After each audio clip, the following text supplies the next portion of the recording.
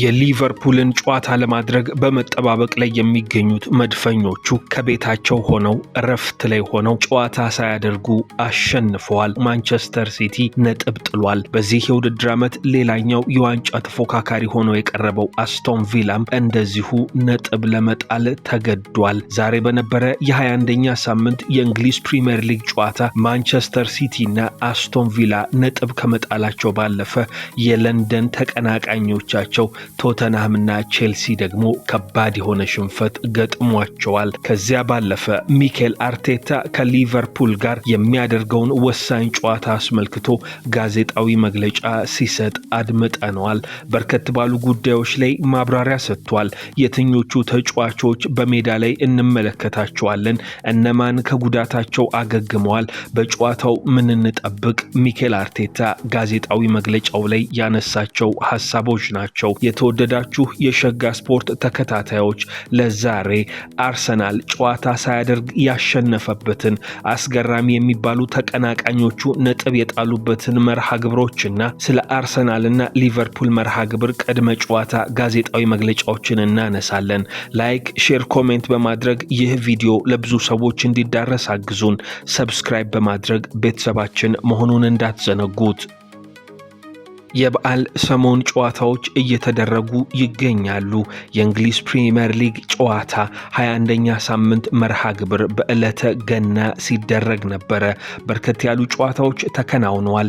የአርሰናል ደጋፊዎችን ቀልብ ይዞ የነበረው ግን ኤቲሃድ ላይ የተደረገው የማንቸስተር ሲቲ እና የብራይተን መርሃ ግብር ነው። ይህ ጨዋታ አንዳቻ በሆነ ውጤት ሊጠናቀቅ ግድ ብሎታል። ፔፕ ጓርዲዮላ ቢጫ ካርድ የተመለከተበት፣ ኤርሊንግ ብራውት ሃላንድ በፍጹም ቅጣት ምት ብቻ ጎል ያስቆጠረበት ጨዋታ በካሮ ሚቶማ ጎል ብራይተን ነጥብ ተጋርቶ ለመውጣት ችሏል። ማንቸስተር ሲቲ ቀጥተኛ የዋንጫ ተፎካካሪ ነው ተብሎ የሚጠበቀው ክለብ ሰሞነኛ የውጤት መንሸራተት ለመድፈኞቹ እጅግ መልካም የሚባል ዜና ነው። ባለፉት 3 የፕሪሚየር ሊግ ጨዋታዎች አንዱንም እንኳ የፔፕ ጓርዲዮላ ቡድን ማሸነፍ አልቻለም። ከሰንደርላንድ ጎል ማስቆጠር ተስኗቸው አቻ ተለያዩ። ከቼልሲ አንዳቻ ደግሞ ከብራይተን ሜዳቸው ላይ አንዳቻ ጨዋታቸውን አጠናቀዋል። ይህ ብቻ አይደለም። ለአርሰናል በጎ የሚባለው ዜና የኡናይ ኤምሬን ቡድን እንደዚሁ ነጥብ ሲጥል መመልከት ችለዋል።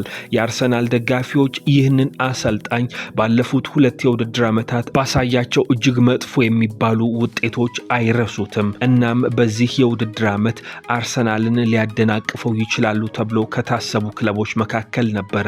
ነገር ግን መድፈኞቹ ድምጥ ማጣቸውን አጥፍተው ኤምሬትስ ላይ 4-1 በሆነ ውጤት ማሸነፍ ቻሉ። ክሪስታል ፓላስን በሰልኸርስት ፓርክ በ21ኛ ሳምንት የገጠመው አስቶን ቪላ 0-0 በሆነ ውጤት ጨዋታውን አጠናቋል።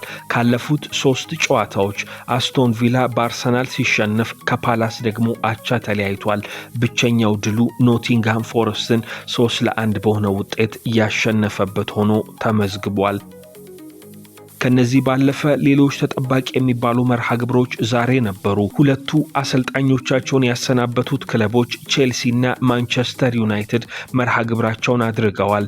በጊዜያዊ አሰልጣኝ ዳረን ፍሌቸር የሚመራው ማንቸስተር ዩናይትድ ከበርንሌይ ከወራጅ ቀጠናው ክለብ ጋር 2-2 በሆነ ውጤት ሲለያይ፣ ፉልሃምን ደግሞ ከሜዳ ውጪ ክራቨን ኮቴጅ ላይ የገጠመው ቼልሲ 2-1 በሆነ ውጤት ሊሸነፍ ግድ ብሎታል። ቼልሲ በዚህ ጨዋታ ላይ ማርክ ኩኩሬያ በቀይ ካርድ 22ኛው ደቂቃ ተሰናብቶበታል። በዚህ የውድድር ዓመት የቼልሲን ያህል በርካታ ቀይ ካርዶች የተመዘዙበት ቡድን የለም። በዚህ የውድድር ዓመት 8 ቀይ ካርድ ለቼልሲ ተጫዋቾች ተሰጥተዋል። እናም ሌላኛው ቀይ ካርድ ዛሬ ማርክ ኩኩሬያ ሃሪ ዊልሰን ላይ በሰራው ጥፋት ሊሰጠው ግድ ብሎታል። አዲሱ አሰልጣኝ ሊያም ሮዘነር በስታዲየም ተገኝቶ የተከታተለው ይህንን ጨዋታ ቼልሲ ሊሸነፍ ግድ ብሎታል። 2-1 በሆነ ውጤት በቫር ጎል የተሻረበት ሃሪ ዊልሰን ጎል ማስቆጠር ችሏል። ያውም ደግሞ የማሸነፊያ ጎል። ቦርንመዝን የገጠመው ቶተንሃም 3-2 በሆነ ውጤት ተሸንፏል። በዚህ ጨዋታ ጎል በማስቆጠር ቀዳሚ ነበሩ። ነገር ግን ቦርንመዞች ከኋላ በመነሳት ጎሎችን አስቆጥረው አሸንፈው መውጣት ችለዋል። ጨዋታ ሳያደርግ የኤምሬትሱን የሊቨርፑልን ፍልሚያ እየተጠባበቀ የሚገኝ የሚገኘው አርሰናል አንድ ጨዋታ እየቀረው አሁን ከማንቸስተር ሲቲ ያለው የነጥብ ልዩነት ወደ 5 አድጎለታል። ቀጣዩን የሊቨርፑልን ፍልሚያ ካሸነፈ 8 ነጥብ ልዩነት ይፈጠራል። አስቶን ቪላም ቢሆን በተመሳሳይ 21 ጨዋታ 43 ነጥቦችን በመያዝ በ5 ነጥብ ተበልጦ 3ኛ ደረጃ ላይ ተቀምጧል። የዩቲዩብ ተከታታዮች ሰብስክራይብ በማድረግ ቤተሰብ መሆን እንዳትዘነጉ። ላይክ እና ሼር በማድረግ ለሌሎች እንዲዳረስም አድርጉ። ከሊቨርፑል ጋር ስለሚደረገው ጨዋታ አሰልጣኙ ሚኬል አርቴታ በርከት ባሉ ጉዳዮች ዙሪያ ጋዜጣዊ መግለጫ ማብራሪያ ሰጥተዋል። ነገር ግን ቀደም ብለን የተጋጣሚውን ቡድን የሊቨርፑልን አሰልጣኝ አርነ ስሎትን ሐሳብ እንመልከት። በአመቱ የተለየ ነገር ማሳካት እንችላለን የሚሉት እኚህ አሰልጣኝ ከጨዋታው አስቀድመው ለጋዜጠኞች ሐሳባቸውን አጋርተዋል። በደረጃ ሰንጠረዡ መሆን የምንፈልግበት ቦታ ላይ አይደለንም፣ ነገር ግን ቡድኑ ትልቅ አቅም እንዳለው ይሰማኛል። ሁሉም ተጫዋቾች ዝግጁ ከሆኑ በዚህ የውድድር ዘመን የተለየ ነገር ማሳካት እንችላለን። ይህንን በብዙ ተጫዋቾች አይተናል። የአርሰናል ጨዋታ አስፈላጊነቱ ብዙ ነው። በጣም ጠንካራ ከሆነ ቡድን ጋር ነው የምንጫወተው። ለአመታት ምርጥ ነበሩ። የአርሰናል ትልቁ ጥንካሬ በርካታ ጥንካሬዎች ያላቸው ቡድን መሆኑ ነው። ብዙ ጎል አያስተናግዱም፣ ነገር ግን በተለያየ መንገድ ጎል ማስቆጠር ይችላሉ ሲሉ አርነ ስሎት አድናቆታቸውን ሰጥተዋል። ወደ ኤምሬትስ ስታዲየም ሄደን አርሰናል ላይ ችግር ለመፍጠር በቂ ተጫዋቾች አሉን። አርሰናሎች በዋንጫው ለመፎካከር ሁሉም ነገር አላቸው። አስፈላጊ የሚባለውን ግብዓት በሙሉ ይዘዋል። በዚህ ዓመት ከላይ መሆን ይገባቸዋል ብለዋል። አማካዩ ዶሚኒክ ሶቦዝላይ ደግሞ የሊቨርፑሉ ተጫዋች ሌላ አስተያየት ሰጥቷል። ፕሪሚየር ሊግ ቀላል አይደለም፣ ጥር ላይ ማሸነፍ አትችልም ሲል ፉክክሩ ገና መሆኑን ለአርሰናል ደጋፊዎች ይናገራል። ነገ የሚጫወቱት ከሊጉ የወደፊት አሸናፊ አርሰናል ጋር ስለመሆኑ የተጠየቀው ሶቦዝላይ አይመስለኝም፣ ከሊጉ አሸናፊ ጋር የሚጫወቱት እኛ ሳንሆን እነሱ ናቸው። እኛ የፕሪሚየር ሊግ ሻምፒዮን ነን፣ እነሱ ግን ይህንን ማሳካት አልቻሉም ብለዋል።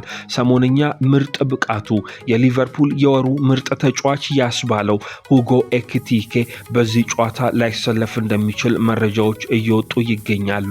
የታህሳስ ወር ምርጥ ተጫዋች ተብሎ ተመርጧል። ሁጎ ኤኪቲኬ ከሽልማቱ በኋላ የምችለውን ማድረግ መቀጠልና ለቡድኑ ያለኝን ሁሉ መስጠት እፈልጋለሁ የሚል ሐሳቡን ሲያጋራ ነበረ። ምናልባትም በአርሰናል ጨዋታ የማይሰለፍ ከሆነ ይህ ለመድፈኞቹ እጅግ መልካም የሚባል ዜና ነው። አሁን ደግሞ አሰልጣኝ ሚኬል አርቴታ አርሰናልን በተመለከተ በጋዜጣዊ መግለጫ ያነሱትን እንመልከት። ስለ ካይ ሃቨርትዝና ስለ ሌሎች ተጫዋቾች የጉዳት ሁኔታ በቅድሚያ ተጠይቀው ነበረ። ካይ ሃቨርትዝን በተመለከተ የአካላዊ ስራዎች ጫናውን እየተከታተልን እንገኛለን። ለረጅም ጊዜ ከጨዋታ ውጪ ነበረ። ዛሬ ጠዋትም በድጋሚ ልምምድ ሰርቷል። ተስፋ እናደርጋለን በቅርቡ ዝግጁ ሆኖ ምርጡ አቋም ላይ ካይ ሃቨርትዝ ይመለሳል የሚል ሐሳባቸውን ሰጥተዋል። ክሪስቲያን ሙስኬራና ሪካርዶ ካላፊዮሪ ግን በዚህ ጨዋታ ላይ እንደማይሰለፉ ማረጋገጫ ሰጥቷል። ስለ ደጋፊዎችና ስለ ኤምሬትስ ድባብ ተጠይቆ ነበረ። በዚህ ስታዲየም ስለምንጫወት በጣም ተደስቻለሁ። ከፕሪሚየር ሊጉ ሻምፒዮኖች ጋር የሚደረግ ትልቅ ጨዋታ ነው እና የማረጋግጥላችሁ ነገር አለን። ከጨዋታው በፊት ደጋፊዎቻችን ቀድመው በስታዲየም ይገኛሉ። ሁሉም ሰው እዚያ ድንቅ ድባብን ይፈጥራል። ጨዋታውንም በጉጉት እንጠብቀዋለን ብለዋል። እኛ አርሰናሎች ነን። የሊጉን ሰንጠረዥ እየመራን ነው። በሜዳችን ላይ ጠንካራ ተጋጣሚ ነው ያለን። እንዲሁም ደግሞ ቦታችን ላይ መቆየት እንፈልጋለን። ይህንንም ለማሳካት ለማሸነፍም በጨዋታው ሁሉ ምርጥ ብቃታችንን ማሳየት አለብን። ይህም ማረጋገጥ ያለብን ግባችን ነው በማለት ሐሳቡን አጋርቷል። እኛ ለእያንዳንዱ ጨዋታ ትኩረትና ጉጉት እንሰጣለን። አሁን ያለንበት ሁኔታ በሚገባ እናውቀዋለን። በግንቦት ወር የምንፈልገውን ግብ ለማሳካት ትልቅ ፍላጎት አለን ብለዋል።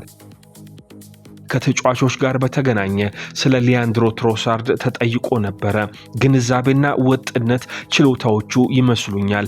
ችሎታ አለው፣ ነገር ግን በተለይ በዚህ የውድድር ዘመን እያሳየን ያለው ወጥነት ደረጃው ከፍ ያለ እንደሆነ አስባለሁ። በሁሉም ጨዋታ ላይ ከቡድኑ ጋር ትልቅ እንቅስቃሴ የሚያደርግና ካለን ነገር የተለየ የሚሰጠን ተጫዋች ነው ብዬ አስባለሁ ብሏል። ሊቨርፑልን ለማሸነፍ ምን እንደሚያስፈልገን እናውቃለን።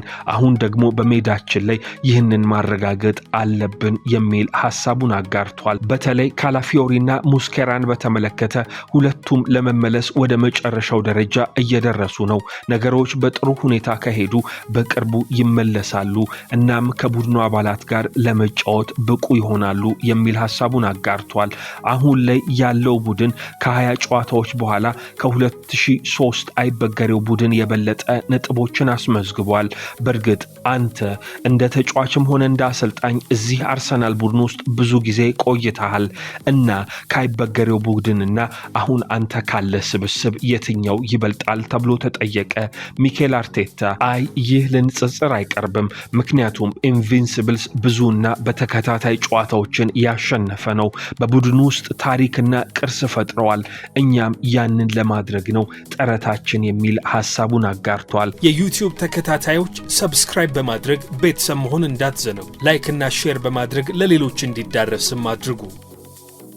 በቅርቡ ከማንቸስተር ዩናይትድ ስለተሰናበቱት አሰልጣኝ ሩበን አሞሪምም ሐሳቡን አጋርቷል።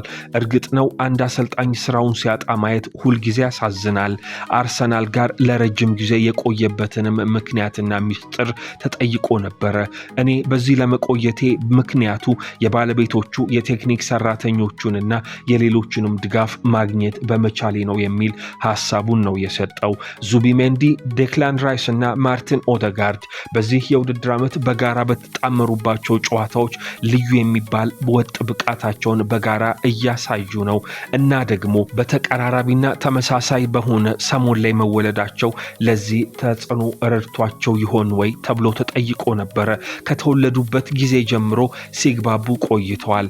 እስቲ ጉዳዩን መረምረዋለሁ፣ በጥቂት ሳምንታት ውስጥ ይህንን ጉዳይ መልስልሃለሁ ሲል ሚኬል አርቴታ ነገሩ ላይ ቀለድ አድርጓል። በሜዳ ላይም ሆነ ከሜዳ ውጪ እንዴት ነው እነሱን የምትመለከታቸው ተባለ። አስፈላጊ ነጥብ ነው ያነሳኸው። ስለዚህ ምናልባትም ልናስብበት ይገባል። በግልጽ እንደሚታወቀው እርስ በርሳቸው ይግባባሉ፣ እርስ በርሳቸው በጣም ይጣጣማሉ። እናም አንድ ላይ እንዲሆኑ ለማድረግ ከበፊትም ጀምሮ ማሳካት እንደምንችል ያሰብነው ጉዳይ ነው። እናም አሁንም ሜዳ ላይ ያደረጉት ይህንን ነው የሚል ሐሳቡን አጋርቷል። ሚኬል አርቴታ ከዙቢሜንዲ ዝውውር ጋር በተገናኘ ጥሩ የሚባል ስራን ሲሰራ ተመልክተነዋል። ይህ ተጫዋች ወደ አርሰናል ከመጣ በኋላ ጎል አነፍናፊ ሆኖ አይተነዋል። ከሪያል ሶሴዳድ ጋር በ48 ጨዋታ 4 የግብ አስተዋጽኦ የነበረው የአማካይ ስፍራ ተጫዋች አሁን ከአርሰናል ጋር በ25 ጨዋታዎች 6 የግብ አስተዋጽኦችን ማድረግ ችሏል። ስለዚህም በአርሰናል ቤት ማርቲን ዙቢሜንዲ የተሻለ የሚባል የጎል አስቆጣሪነት ልምድን እያሳየን ይገኛል። በዚህ የውድድር ዓመት ክለቡን ተቀላቅለው ሌላ ምርጥ ብቃት እያሳዩ ከሚገኙ ተጫዋቾች ጋር በተገናኘ በተለይም ስለ ፔሮ ሂንካፒዬ ተጠይቆ ነበረ። በእርሱ በጣም ተደንቄያለሁ። በተለይ የዝውውር መስኮቱ ሊዘጋ ሲል በጣም ዘግይቶ ነው ቡድኑን የተቀላቀለው። የቅድመ ውድድር ዘመን ዝግጅት አለማድረጉና ቀዶ ጥገና ተደርጎለት እንደነበረም ሳስብ በጣም እደነቃለሁ። ከሱ በሚፈለጉት ነገሮች ሁሉ አስደናቂ ነገር ነው። በተለያዩ ሚናዎች የተሰጠውን ኃላፊነት ሙሉ በሙሉ ተወጥቷል። የሱ መምጣት ለቡድኑ ጠንካራ ተጨማሪ እንደሆነና የራሱንም ብቃት ለማሳደግ ሌላ ትልቅ እርምጃ እንደሆነ አምናለሁ ሲል ሚኬል አርቴታ ፔሮ ሂንካፒዬን አድንቆ አስተያየቱን ሰጥቷል። ምሽት 5 ሰዓት ላይ ሐሙስ በኤምሬትስ ስታዲየም አርሰናል ወሳኙን ጨዋታ ያደርጋል ከአምናው ሻምፒዮን ሊቨርፑል ጋር። ምናልባትም ይህንን ጨዋታ ማሸነፍ ከቻለ የነጥብ ልዩነቱን ወደ 8 ያሰፈዋል። ይህም ማለት ከዚህ በኋላ በሚኖሩ ጨዋታዎች ዋንጫውን ለማንሳት የተሻለው ግምት ለአርሰናል እየተሰጠ ይዘልቃል ማለት ነው። የተወደዳችሁ የሸጋ ስፖርት ተከታታዮች አርሰናል በዚህ ጨዋታ ላይ ምን አይነት ውጤት ያስመዘግባል? የውጤት ግምታችሁን ኮሜንት ሴክሽን ላይ አስቀምጡልን። ላይክ፣ ሼር፣ ኮሜንት በማድረግ ተሳተፉ።